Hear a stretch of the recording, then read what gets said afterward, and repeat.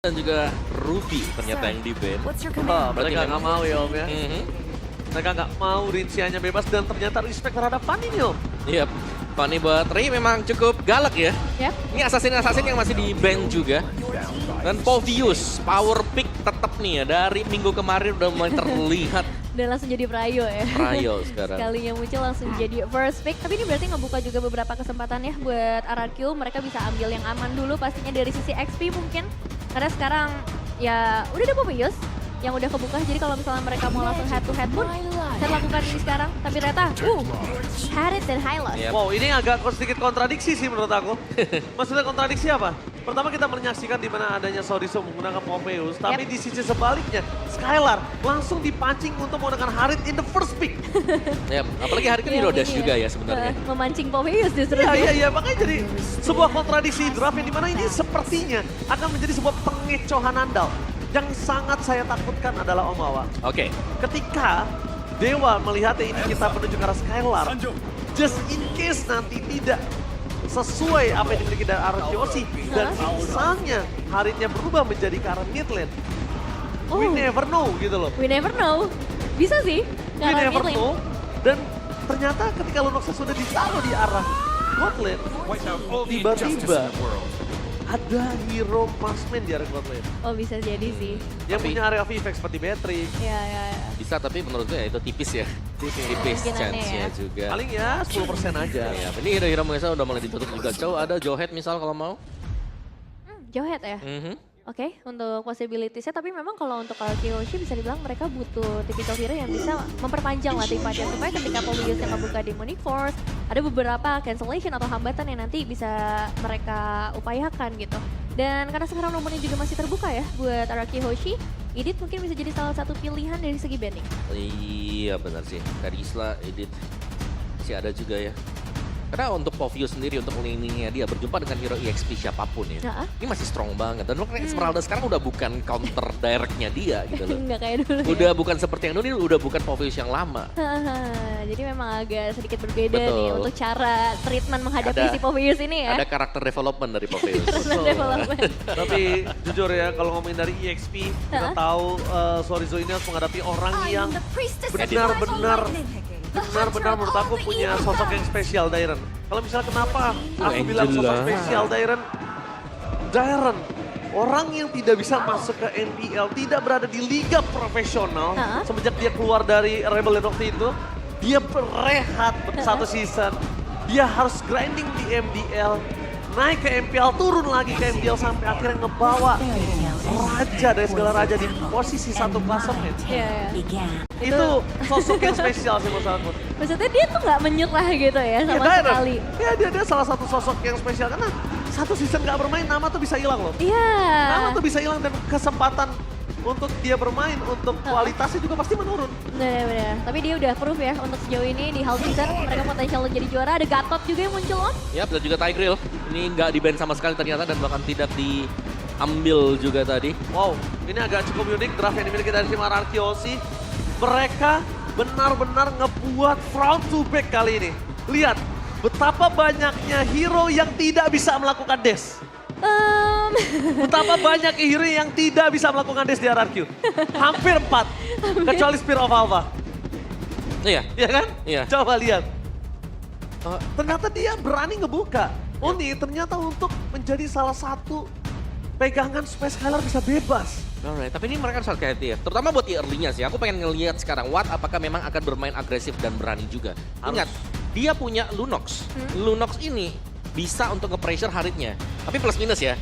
Level 4 ya squad banget Lunox tahun Harith. Di bawah level 4 kita sudah melihat contoh kemarin. Ada yang terpick off 2 kali sebelum level 4.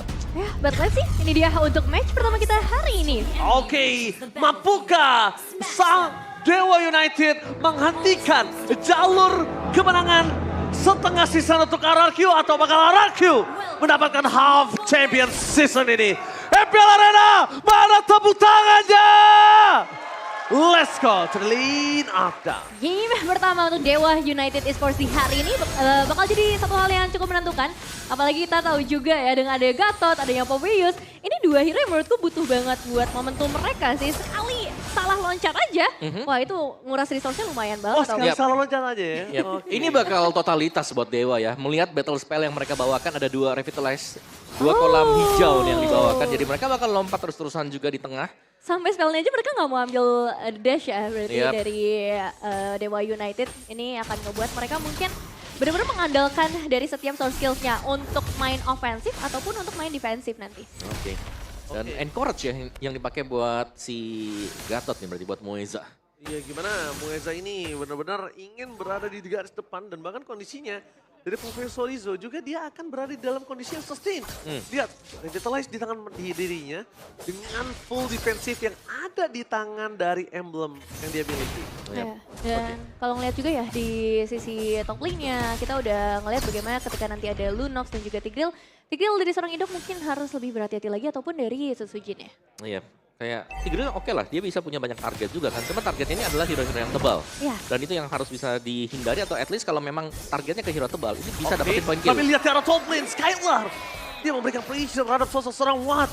Dan yang mungkin akan diandalkan kali ini ketika adanya Watt dan juga Skylar one by one situation. Rinsha sebagai salah satu support system. Ini kita udah jarang banget lihat sosok dari Angela yang berada di arah mid lane tentunya.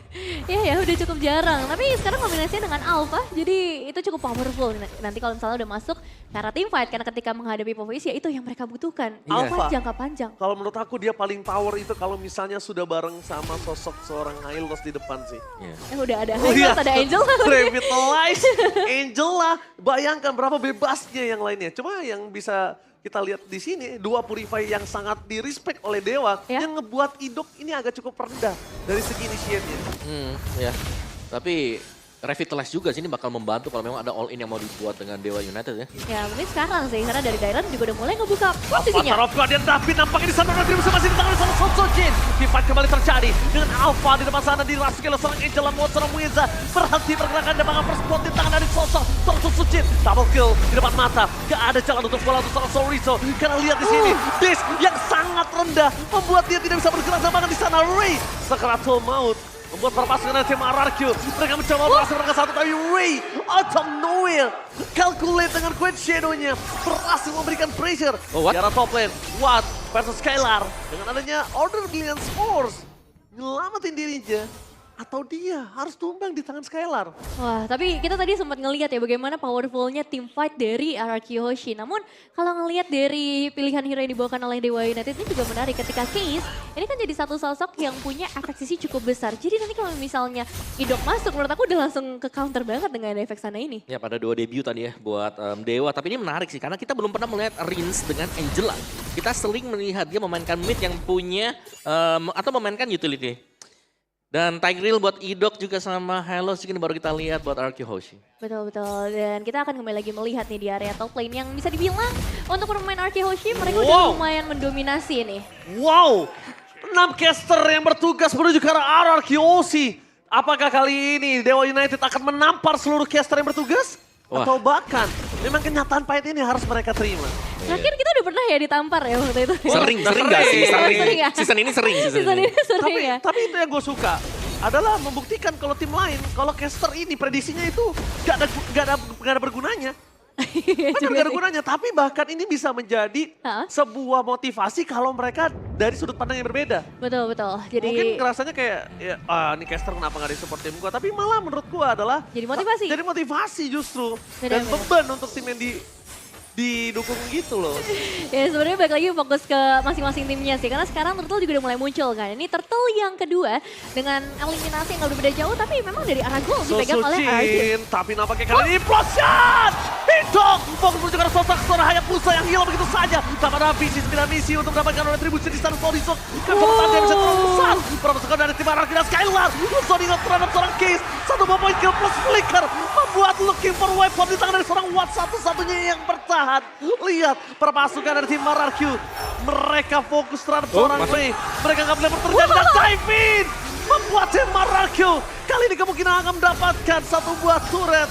Karena lihat perpasukan dari tim RRQ mereka memaksa mendapatkan satu buah turret yang berhasil mendapatkan plus 1. Itu namanya keuntungan yang berlimpah dengan 4 point kill. almost wipe out. Ini terlalu mahal sih Om. Betul, Hampir wipe out, dapat alternate di area mid loh. Ini bener-bener krusial banget karena berarti untuk area teamfight-nya semakin diperluas lagi sama RK Hoshi. Ya, nice opening tadi dari Idok ya. Iya bagus banget. Itu Flicker, terus juga ada Sacred Hammer dan Implosion yang dipakai tadi. Nangkep 3 sekaligus. Dan RQ bahkan mereka mengamankan objektif kembali.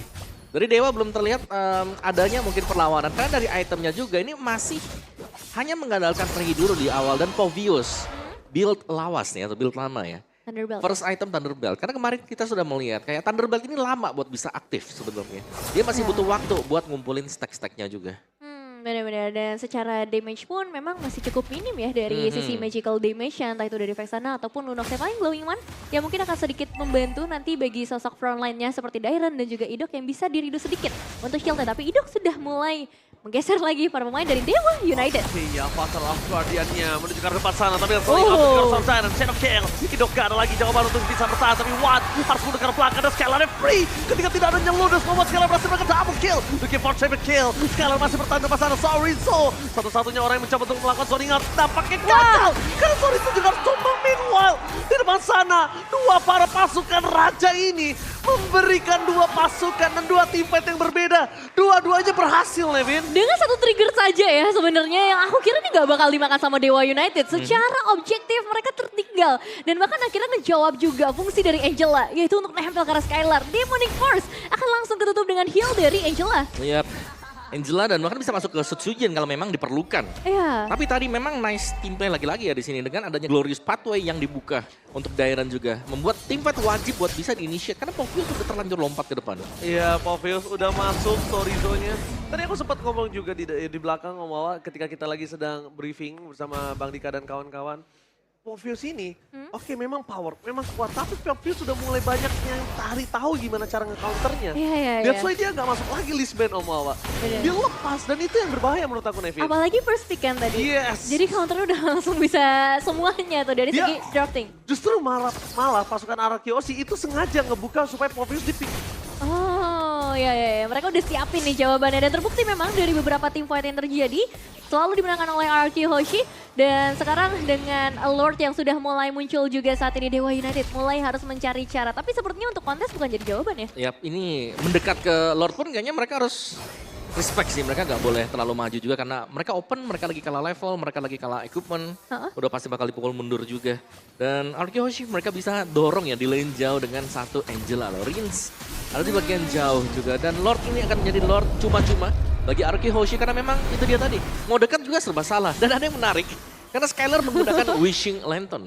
Berarti memang pengen targeting ke frontline-nya dulu nih. Betul, Muesa, dua hero tebel ya. Zorizo, ini dua hero yang memang bakal jadi target. Karena dari tadi kita ngelihat juga target dari Zorizo adalah ke arah Skylar. Dan sekarang seperti RK Hoshi dengan 93%. 93% dalam di sana, Sutsujin akan coba dirasuki kill seorang Richard. Tapi sedikit terlambat, dia harus tumbang itu saja Shadow Kill. Setelah keluar di depan sana, Skylarnya hilang. Arakio mereka terburu-buru. Mereka dalam kondisi yang sedang tidak baik-baik saja. Apa yang terjadi? Mereka terlalu greedy. Karena Sutsujin masuk dengan darah seperempat. Tidak bisa dilindungi dengan adanya Rince ya, walaupun dengan harga. Tapi lihat, ada dua glowing one di tangan Dewa United. Ya, gold yang tadinya udah diunggulkan sampai ke angka 8.000, ini dipotong, dipangkas setengahnya hingga 4.000 saja. Tapi kalau bisa dibilang dengan Lord yang sebenarnya masih berjalan di area atas, Arakio aja terlalu buru-buru ya Om? Iya sih, mereka bisa slow push juga, tapi kalau kita lihat dari replaynya dulu nih ya. Karena setahu tadi Sutsujin masuk dia sendirian, jadi benar-benar dia di all in juga. Yang lain di belakang memang masih lagi siap-siap juga sih. Jadi gak sempat untuk bisa melakukan full follow up buat aksi yang sedang dilakukan Sutsujin tadi. Ya, dan ini bagus juga dari Dewa United cara mereka untuk bisa mengeksekusi mereka ketika menemukan celah. Mereka ternyata udah menyiapkan hal itu juga. Dan itu yang harus mereka persiapkan juga untuk menit-menit selanjutnya. Karena secara team fight, secara hero yang mereka bawakan, ini bakal powerful banget ketika itemnya udah ada. Terutama untuk Lunox-nya dari Watt. Ya ini dia, yang Watt jelas akan menjadi PR sih. Karena mereka udah punya dua badan kan. Muesa Zorizo bukan hero yang mudah ditumbangkan. Membawa battle spell juga. Revitalize tadi. Jadi banyak waktu yang akan dibuang atau yang bakal dibeli dengan dua hero tersebut dan akan memudahkan nanti buat Glorious Pathway dibuka sebagai penutup menuju ke arah para pasukan anak Dewa. Tapi Sorizo depan sana masih terperangkap dengan Anjuri. Terkena infront shot. Sutsujin terperangkap tapi free hit dari seorang Skylar. Mencoba untuk bersinar di depan sana. Skylar one last hit. Masih bisa mundur ke belakang. Masih bisa bertahan tapi Ray. Karena Konseno yang menyangkut dan dipadan dengan panik block dari Rinsya. Membuat bertahan tapi lihat team fight yang tidak konsisten dari RRQ. Team fight yang greedy dari RRQ dimanfaatkan dengan baik dan Dewa lagi-lagi mengorek kesalahan RRQ membuatnya menjadi luka. Yep. Nyaris ya Skylar bisa di take down, tapi pada akhirnya masih selamat. Memang cuma masalahnya ini nih, dari Dewa United akhirnya diberikan space. Pressure yang tadi dikasih terus-menerus malah dilonggarkan. Betul, tapi bukan masalah pressure yang memang udah mulai longgar ya, tapi masalah dari Gold yang sudah mulai terkejar sekarang. Nah, itu dia yang tadinya juga. misalnya itemnya mereka kurang, tapi ternyata mereka bisa dapetin poin kill, mereka bisa dapetin kemenangan juga. Dan itu Iya. berarti untuk di Lord yang ini power dari kedua tim sudah hampir berimbang. Betul sekali. Oke. Ditambah lagi kita lihat RRQ sekali lagi dia bermain greedy seperti tadi dan dia tidak fokus dengan apa yang dia coba dapatkan. Ini kemungkinan besar Dewa akan dapetin Lord dan chance untuk Dewa bisa comeback langsung menjadi 50% menurut aku.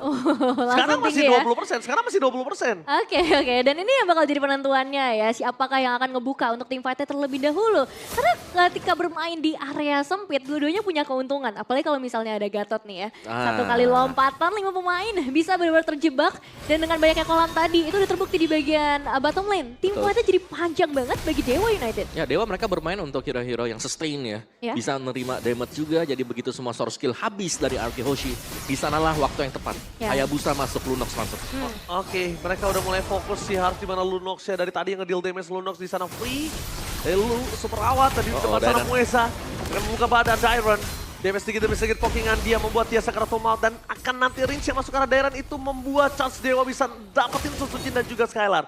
Yang dicari adalah Daironnya sekarat, Rince-nya nge-following up, Susujin dan Skylar gak punya power hardcut di sana. Ya, itu yang bakal coba untuk dihabisin dulu seluruh resource yang dimiliki oleh Arki Hoshi. Tapi Dairon bakal coba untuk maju ke bagian depan. Tapi nampaknya lihat di sana para pasukan dari tim RRQ. Mereka mencoba mencari di mana Ray berada. Sorry, Sonic yang bagus dapat Shadow Kill berhasil dikeluarkan.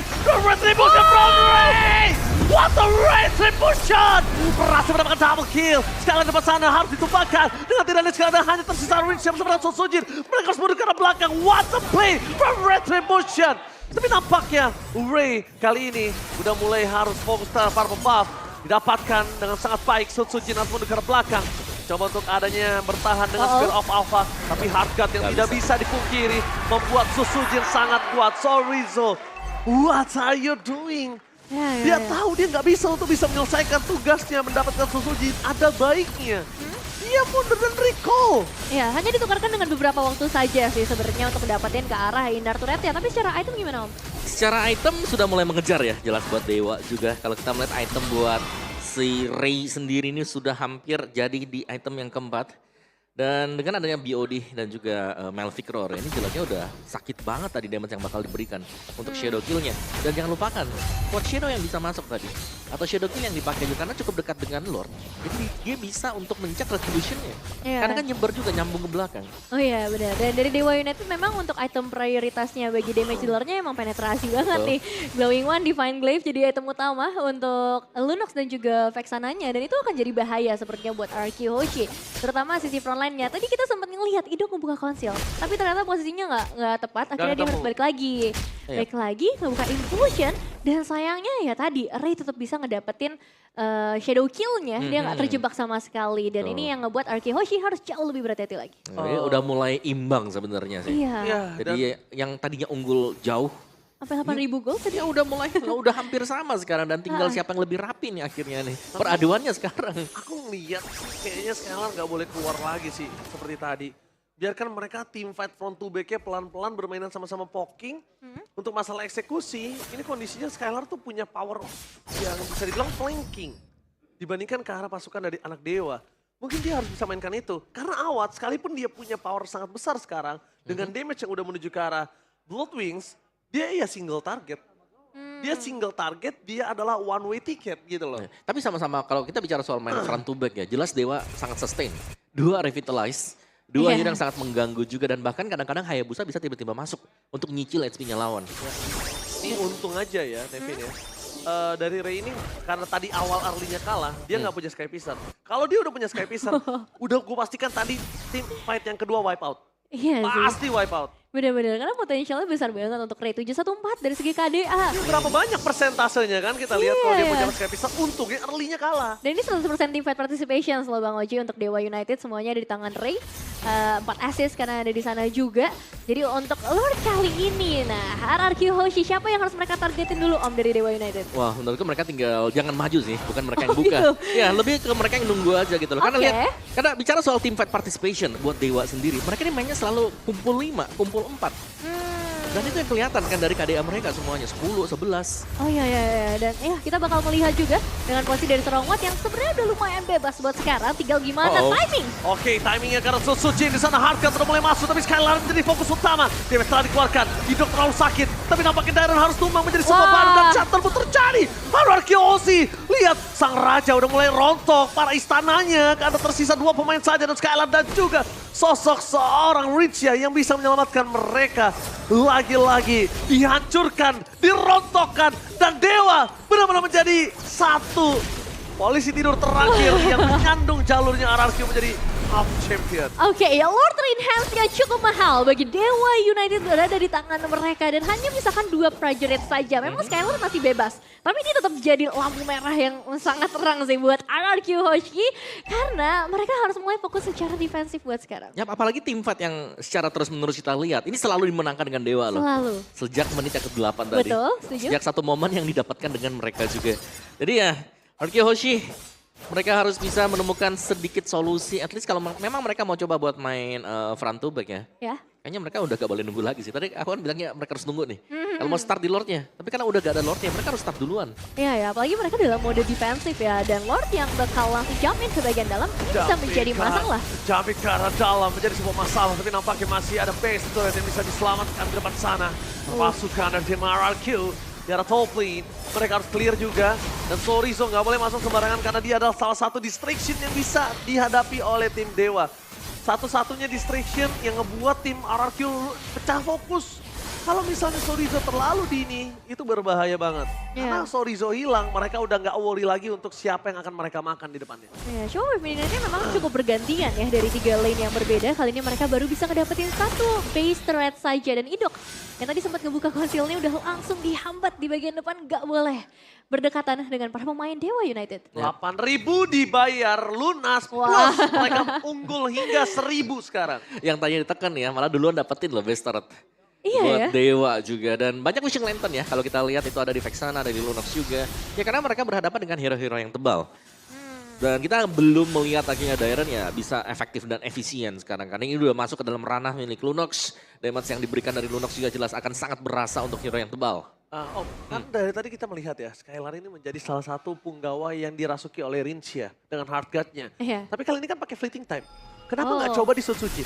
Biarin depannya dirontokin sama Sutsujin, Skylarnya nggak keluar dulu, nanti Skylarnya akan keluar. Oh, jadi Dan nanti eksekutornya di Skylar ada ya? 2 hardguard jatuhnya nanti. Karena fleeting time-nya aktif sebagai assist. Dan 1 team fight panjang. Satu tim fight panjang Sutsujin jadi punggawa yang di depannya. Iya sih, mungkin itu jadi masalah dari tadi. Coba maksudnya. Coba karena, ya. Karena dari tadi Rincia ketika masuk ke arah Skylar belum ada assist yang keluar. Iya, dan kita ngeliat RRQ Hoshi dalam 1 team fight, ya udah langsung selesai gitu aja. Bukan nggak ada tarik ulur yang sebenarnya kita harapkan juga di setiap team fight yang bisa saja mereka berikan dengan adanya Angela, dengan adanya Tigreal juga, dan perebutan purple buff ini bisa jadi satu trigger loh untuk sebuah team fight. Oke. Trigger team fight diambil Ray. kalau misal diambil dan ternyata Rui kali ini mendapatkan purple buff. Dan membuat para pasukan dari tim RRQ, mereka benar-benar berada di kondisi yang sedang tidak baik-baik saja. Satu-satunya yang bisa mereka miliki adalah gimana caranya mereka nge-clear lane, management laning dulu untuk bisa sustain dan team fight di arah Lord. Karena kalau mereka nggak benerin laningnya, kalau team fight kali ini kalah juga, one straight push ada di depan mata. Sangat Di possible. depan mata. Ya, ini soalnya mereka juga belum punya kayak jawaban pasti buat Hayabusa ya. Quad Shadow-nya yang memang bisa ngedance terus-terusan. Mancing source skill dan bahkan membingungkan juga siapa yang bakal ditargetkan nanti buat si Ray. Karena buat tangkap Ray kan butuh banyak source, belum lagi buat tangkap Lunox juga. Oh iya, itu ada 2 damage dealer yang memang harus jadi target nih. Betul. Dan untuk RRQ Hoshi sebenarnya mereka punya advantage sih dengan adanya Angela. Adanya Prince, ini ngebuat mereka juga bisa mengendalikan lah laningnya dengan cukup baik. Berbeda dengan Dewa United yang akan mengandalkan ke arah seorang Ray. Cuma masalahnya, Lordnya sudah mulai kehilangan sampai setengah darah. Lihat Sutsujin. selalu menjadi orang yang di-poking. Dia selalu dihajar habis-habisan supaya tidak ada hard cut di sana untuk dirinya. Dan lihat akan menemukan plakat, Sosojin harus tumbang. Dan itu dia target utama mereka. Sosojin bersama dengan kehilangan seorang idol, Shadow Kill telah keluar menjadi ke arah belakang. Berbagi dengan banyak, tapi Skylar tidak akan bisa bertahan kalau tidak ada hard cut. Depan sana, Skylar dirasuki oleh seorang Rinsya. Damage-nya terlalu sakit dari Sorizo. Flicker for defensif dan bahkan dipecah untuk sang raja. Di depan mata mereka tersisa Idol dan juga Rinsya. Dan untuk bisa kembali lagi ke lane up dan butuh 30 detik. Dan game yang pertama di tangan dari tim Dewa. Langsung fokus ke arah base-nya. Gak boleh apa-apa terjadi. Dan bahkan di situ, Ray Tribution, what the epic comeback from Dewa United. 8.000 gold difference.